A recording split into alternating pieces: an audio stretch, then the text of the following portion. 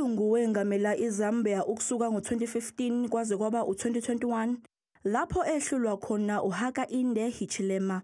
Washonela ePitoli emva kokugula ngoNhlangulana wanonyaka.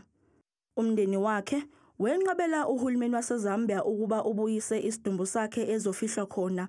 Uthi uLungu wayalela ukuthi uma engafa, uMengameli uHichilema engasondeli nakancane eduze kwesidumbu sakhe.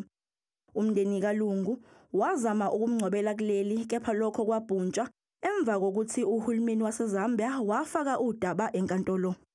Ngokombiko wabezindaba ze-BBC, ukungaboni ngasolinye phakathi kwalabaholi kusuka khathi uHichilema esahola iqembu eliphikisayo eboshwa. Wachitha izinsuku eziyikhulu esitokisini ngecala lokusikaza umbuso ngejozi ngo-2017. Lapho enqaba khona ukusukela ujenge lwezimoto zikaLungu emgwaqeni.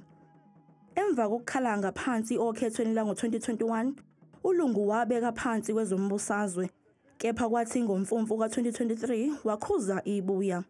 Emva kwalokho waphucwa umhlalaphansi nakho konke okutholwa owabe engumengameli ngenxa yokuthi usebuyele kwezombusazwe. Ilapho-ke okwasuka khona ukungaboni ngasolinye nalapho akhononda khona ngokuhlukunyezwa ngamaphoyisa njengoba aboshelwa endlini. Ngawo u-2023 amaphoyisa amxwayisa ngokuthi engazivocavoci ngokugijima ngoba lokho kwakuthathwa njengobushoshovu bezombusazwe. Kepha uhulumeni wazichitha zonke lezi nsolo. Ngasekupheleni konyaka odlule, iNkantolo Yomthethosisekelo yakhipha isinqumo esimvimbayo ukungenela ukhetho likaMengameli ngelithi usebe uMengameli amahlandla amabili.